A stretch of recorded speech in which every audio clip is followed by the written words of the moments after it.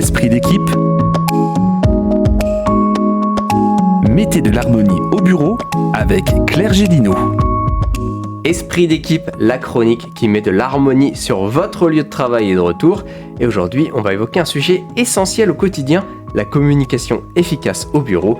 Et pour nous éclairer, évidemment, on retrouve Claire Gélineau, coach professionnel spécialisé en communication et relations interpersonnelles. Bonjour Claire. Bonjour Simon, bonjour à toutes et à tous.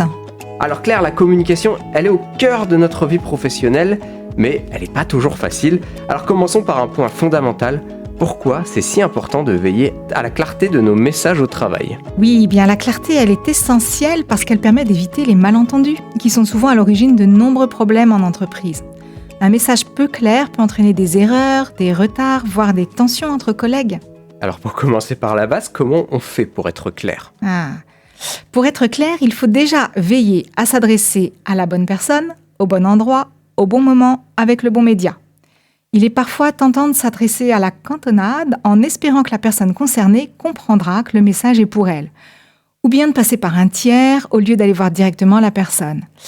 De la même façon, on ne transmet pas la même chose par mail, par affichage en salle de pause ou dans une conversation en face à face. Donc il est important de choisir le canal adapté. Parfois, un appel téléphonique ou une discussion en face à face est bien plus efficace qu'une chaîne interminable d'emails. Enfin, il faut aussi structurer son message, aller à l'essentiel et s'assurer que l'autre a bien compris ce qu'on voulait dire. Par exemple, quand on envoie un mail, il est important de vérifier que l'objet est précis, que le contenu est bien organisé, avec des points clés mis en évidence. Ça parlera à tout le monde, mais c'est vrai que des mails mal formulés, ils peuvent très vite semer la confusion. Quel est le rôle de l'écoute dans la communication alors ? Alors ça, c'est une excellente question. En fait, l'écoute, elle est centrale dans la communication. D'ailleurs, les malentendus dont on parlait juste avant, ce sont souvent plutôt des mal écoutés. L'écoute est une compétence clé en entreprise et un outil indispensable pour les managers et les dirigeants. Il ne s'agit pas simplement d'entendre ce que l'autre dit, mais de vraiment comprendre le message qu'il essaie de faire passer. Cela implique de savoir se taire, déjà. Ça paraît évident, mais c'est pas si simple. D'éviter de couper la parole, pas si simple non plus, et d'éviter de penser à sa réponse pendant que l'autre parle. Il faut aussi reformuler ce qu'on a entendu pour s'assurer qu'on a bien compris. Moi, j'aime à dire qu'en communication, le sens appartient à celui qui reçoit le message, au récepteur, et non pas à celui qui le formule. Alors justement, comment on fait pour vérifier que l'autre a bien compris ce que nous, on voulait lui dire ? Eh bien, on lui pose la question, tout simplement. Vous pouvez faire une synthèse de ce que vous avez compris et demander à votre interlocuteur si c'est bien ça, si vous avez bien compris. C'est ce qu'on appelle la reformulation. Il y a plusieurs façons de reformuler. On peut juste répéter la dernière phrase ou un mot pour obtenir plus de clarté. Par exemple, si un collègue vous dit « on n'a que des problèmes avec le dossier X », vous pouvez lui demander « que des problèmes ?» avec un point d'interrogation pour que l'autre précise le type de difficulté qu'il rencontre. Et pour bien comprendre les émotions en jeu ? Alors, quand la charge émotionnelle est forte, vous pouvez aussi mettre en lumière l'émotion que vous percevez chez l'autre et vérifier avec lui. Si on vous dit avec une voix affolée « c'est beaucoup trop court, on ne tiendra jamais les délais », plutôt que d'opposer un « mais si », vous pouvez reformuler. « Si je comprends bien, tu es inquiet à cause du délai serré pour ce projet, c'est bien ça ?» Cela montre que vous êtes attentif à ce que vit l'autre. Ça aide à revenir au calme et ça permet de chercher des solutions ensemble. Alors ça, c'est intéressant, ça peut désamorcer pas mal de situations difficiles. Une écoute active, elle permet de mieux comprendre et de réduire le malentendu, mais c'est pas toujours facile de communiquer de manière efficace avec tout le monde, non Claire ? Ça, c'est vrai, Simon. Chaque personne a son propre style de communication.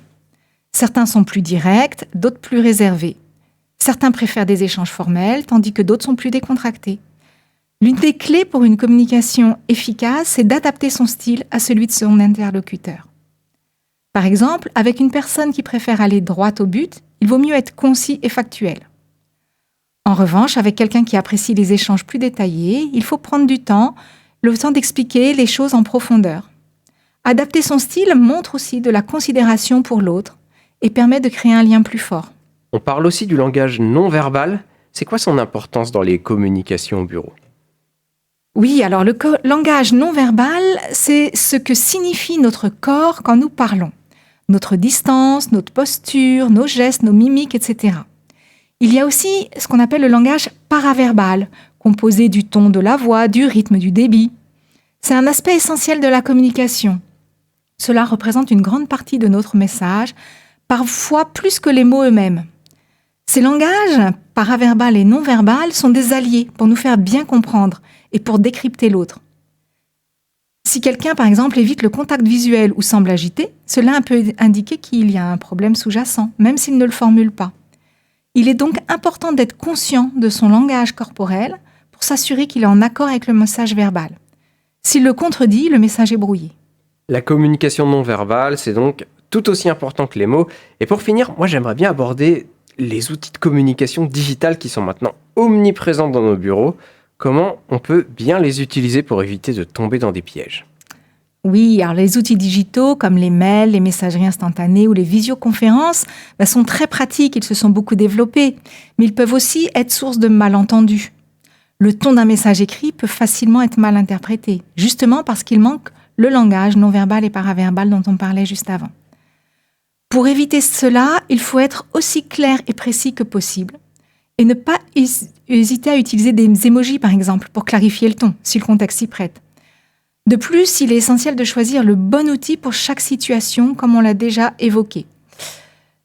Enfin, il est important de ne pas surcharger ses collègues d'informations inutiles et de rester professionnel dans la communication digitale.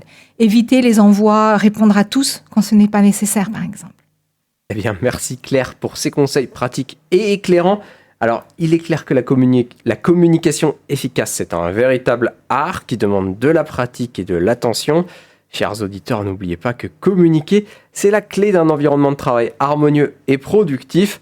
On vous donne rendez-vous dans 15 jours pour un nouveau numéro d'Esprit d'équipe. Bonne journée à toutes et à tous. Merci Claire. Et la prochaine fois... Allons-y, dites-nous de quoi il sera question. La prochaine fois, nous aborderons les conflits, grand sujet.